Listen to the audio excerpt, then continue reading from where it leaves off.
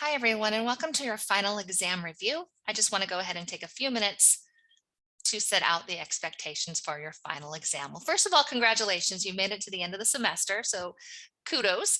Let's go ahead and talk a little bit about what to expect. So your final exam opens on December 6th, Monday, and closes on December 12th, Sunday at 11:59 p.m. And since you have 6 days to take the exam, and there's not a scheduled time. You don't have to come in person to take it, or there's not a 2 hour window, things like that. There will be no makeup exams. You have the entire week to take the exam. It is due, it closes at 11:59 p.m. on Sunday, December 12th. No ifs, ands, or buts. Now, I realize that life gets lifey. And so waiting to the last day to take an exam is never a good idea. But yet, I know some of you might do that. I'm hoping that fingers crossed, nothing happens because I know for me, things happen all the time. I've been around this earth long enough to know that things are going to go wrong, and they always go wrong at the worst possible time. How you can be proactive and strategic on your success at school is to not wait until Sunday to take that test, right? Don't wait. Take it. Take it Monday. Take it Tuesday. All right, let's go ahead and look at the logistics of the exam. So first of all, I want you to think of the final exam as a final assignment. You have 50 multiple choice questions, chapters 1 through 12. However, you have 3 hours to complete the exam. Yes, 3 hours and 2 attempts. See, I realize that learning takes place when you process the information, not when you cram in a bunch of facts and figures. Because what happens when you cram in a bunch of facts and figures, you have rote memory, you take an exam, the next day you forget all the information. And that's the last thing I want. I want you to learn, take that information, process the information, and then transfer that information to long-term memory. And how does that happen? Well, it doesn't happen when you cram for a test, that's for sure. Learning takes place when you process the information. And it's why we have so many written assignments and many projects in this class. I know it's a lot. However, that is where real learning takes place. When you read about it, you write about it, or you process it, then you write about it. And so same thing with the final exam. The final exam allows plenty of time for you to look up information, read about that information, and then apply that information to the question if you don't know the answer. So 3 hours, 2 attempts. Think of it as a final assignment. Let's go ahead and take a look at a few questions. Now, if you've been doing well on the quizzes all semester, then this should be just very similar. These questions are very similar to what you've already seen. Right, so there is a question pool set of 330. So it's pulling from some of those questions that you've had before over the course of the semester. And the number of questions is 50. So your test will be very different from another student's test because it's in random order and random questions selected. Let's go ahead and take a look at just a few of these questions. I'm just going to randomly pull up this one right here. All right, so which of the following is a fundamental purpose of legally required benefits? Well, first of all, the best way to prepare is know the different chapters and what the different chapters are about. I happen to know that legally required benefits, chapter 10. So I'm going to go ahead and go right to chapter 10 and look at the legally required benefits. Now, I have two options. Most of you have an ebook, so I'll go ahead and demonstrate how to use the ebook. However, I prefer a physical book. I won't get into the studies that show a physical book allows a student to learn much more than a screen, but I do realize that physical books are very expensive. And so I appreciate the opportunity to have access to an ebook at a less expensive price. All right, let's go ahead and pull up the ebook. So right here, I have it up. Now there's a couple different ways I can go about answering this question. I can go scroll down to legally required benefits, click on that. And then what I can do is I can quickly go through the different areas of chapter 10. However, I also have a search as well. So go ahead and use that search. I'm going to go back to the question. It says, which of the following is the fundamental purpose of legally required benefits? Well, I know it's in chapter 10 somewhere. So I'm going to go ahead and see if I can cross off some of these answers. Well, first of all, let me look at Social Security benefits. So I do know that Social Security benefits is one of the things that is falls under the legally required benefits, but there's so much more than just Social Security benefits offered, right? If you learned anything from chapter 10, you know that there's a whole slew of benefits that are legally required. And so to say that Social Security is the fundamental purpose, I don't think I necessarily agree with that. I mean, there's Medicare, there's workers' comp, there's unemployment insurance. There's just so many different things that are offered, and I don't believe that one of those Social Security benefits is part of that. So let me go ahead and scratch that one off. Now the next one is paid time off. Well, I happen to know that legally required benefits. There is no legal requirement to give anyone paid time off in this country. So it's definitely not that one. The other two, social insurance and then tax revenue source for government, I actually could see where both of these might be the case. Now, obviously, if you're looking at my screen, you can see the right answer, but I'm going to pretend that's not there. All right, so I'm going to look at social insurance or tax revenue for the government. I could see both of those being right if I don't know the answer, right? Because obviously, social insurance, there's so many things that the legally requirement benefits provide, not just Social Security, but Medicare and workers' comp and all the different types of other social insurances out there. That possibly could be the right answer. But we also know that we love taxes in this country and it could be a revenue source. So I'm going to go ahead and look at these two options as being the right answer. I'm going to go ahead and click on back on my ebook. So the first thing that I'm going to do is I'm actually going to go ahead and type in social insurance. So this is how I would take a test. I would look up the answer that I think is best and then see if it fits in. And so here are some key terms. So I'm looking for social insurance. And then over here, I see Social Security Act, but I'm not seeing, it doesn't say social insurance, it just says insurance. So it's taking part of that. And then over here, it says social, but that's not it either. Well, let me go ahead and look at down here. So in the summary of legally required benefits, it talks about social insurance. Okay, that could be it. But it also talks about the origins of legally required benefits as well on in section 10.1. So either one of these will probably provide me the answer, but I'm going to go ahead and look at 10.1 and I'm going to look in the book because sometimes the content, the summary doesn't always provide all the information that you might get a question on. So here we go. 10.1, it's found on the bottom of page 239. Here is 240 right there. That's where it starts. Up here is 239. So legally required benefits historically provided a form of social insurance. We'll look at that. And so you can see right there, that is our answer. Social insurance programs were designed, and it talks a little bit about why it comes into play. Now, if I want to go ahead, if I'm still not really sure if I want to go over to the summary, I can go ahead and read about the summary here. Learning objective 10.1, legally required benefits provide a form of social insurance. So when I go back over here to my question, which is the fundamental purpose? Well, they provide a form of social insurance. You can see that answer right there. Right, that's the first question I'll go over. I'll go over one more. Just going to randomly pick this one. Let's see, what type of test is used to determine if an independent contractor is financially dependent? Well, first of all, in the flexible workforce, chapter 12, I know this topic is covered.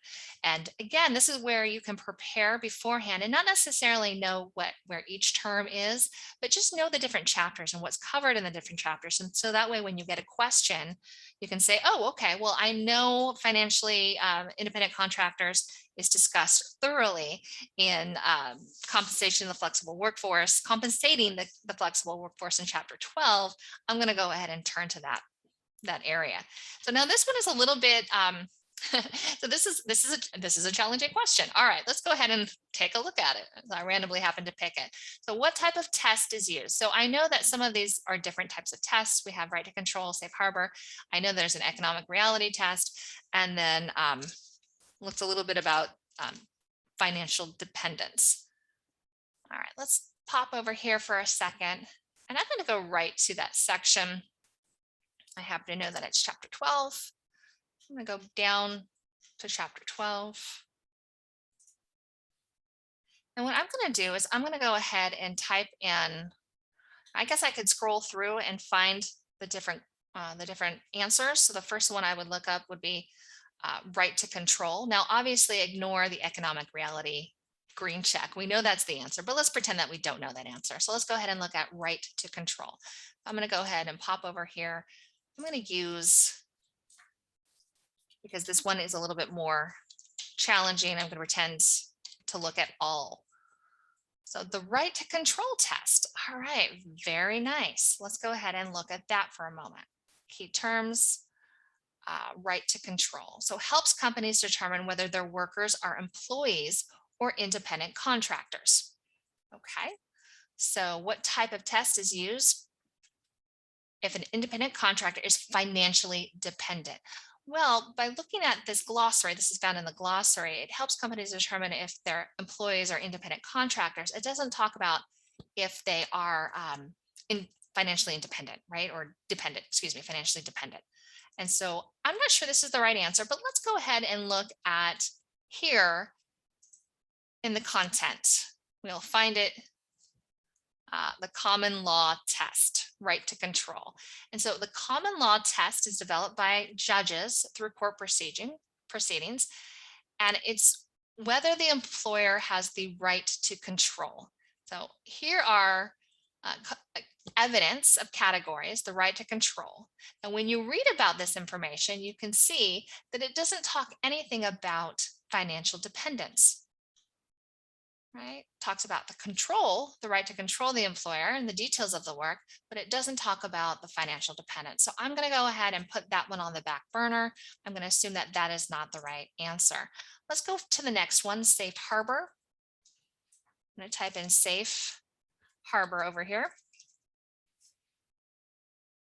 And so safe harbor, when I look that up in the glossary, that applies to compliance guidelines. So it refers to compliance guidelines in law or regulation. It really doesn't talk about any sort of test, right? At least the right to control talked about a test. This isn't a test. This is compliance guidelines in law and regulation. So it's not that one either. All right, let's look at the economic reality test.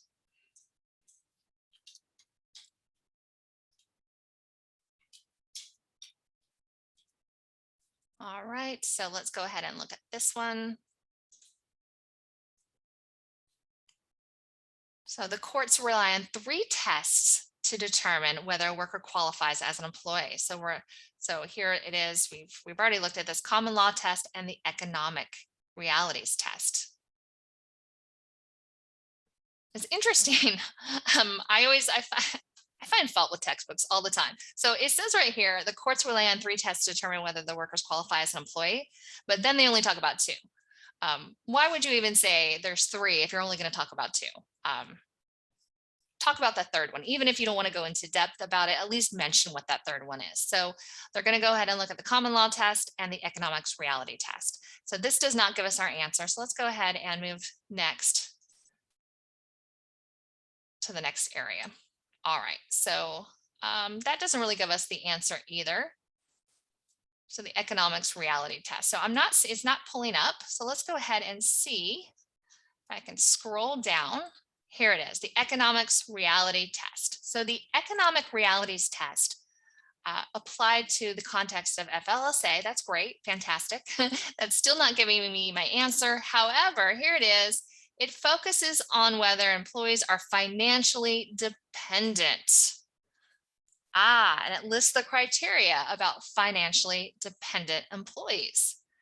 So here, what type of test is used if an independent contractor is financially dependent? Well, it would be the economic reality test. I know this because the book just mentioned they're only going to talk about 2 tests, right? They're going to talk about the common law test, and then they're going to talk about the economics reality test. So the only possible right answer here is the economic realities test, even though the economic realities test isn't talking about independent contractors. They're talking about employees here. That could be a little bit confusing, but know that that's what they're using. The employees then determines if they're an independent contractor. So that would be the answer. economic reality. Now, the last one is the financial dependence test. If you were to look up financial dependence, is there a thing called a financial dependence test? Because that would be obvious if that was the answer, right? So financial dependence test. And so I can see right here, financial dependence test, there's only one thing that's popping up, and there is no term in this book that says financial dependence test. So it's not the right to control. That's not a test. The safe harbor isn't a test, and the financial dependence is not a test. The only two tests that are discussed in the book is the common law test and then the economic realities test. So the answer has to be economic reality, also based on the fact that it talks about financial dependence, right? Scroll down right over here. And it focuses on whether employees are financially dependent. All right, I hope this provides some information for you. I hope you feel a little bit more at ease. You have lots of time to take this test. There's 50 questions, as previously mentioned, 3 hours, and you have two chances just in case something happens that first time. You can take that test again. One of the things I want to talk about too is keep in mind that I use a point system.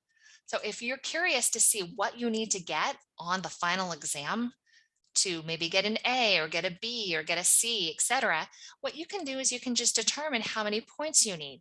And so this particular class is out of 1,000 points. So at the end of the semester, if the only thing that you have left is the final exam, and you're sitting at 880 points before you take the final, well, you know that you automatically, the lowest grade you can get in the class is an 88, even if you get a 0 on the final, if you're sitting at 880 points. Now, all you have to do is get 20 more points on that final exam, and then you'll get your A. So that's how you can determine what you need to do. So I don't use a weighted system, I use a point system. Look at your MyGrades, look at your total points, see that you have, determine what you have. If you have 700 points or 800 points, what do you need to get on that final exam to get the desired grade?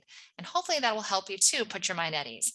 If you're sitting at 880, and the only thing you need to do is get a 20 out of 100, hopefully you're able to do that. But again, you can put your mind at ease.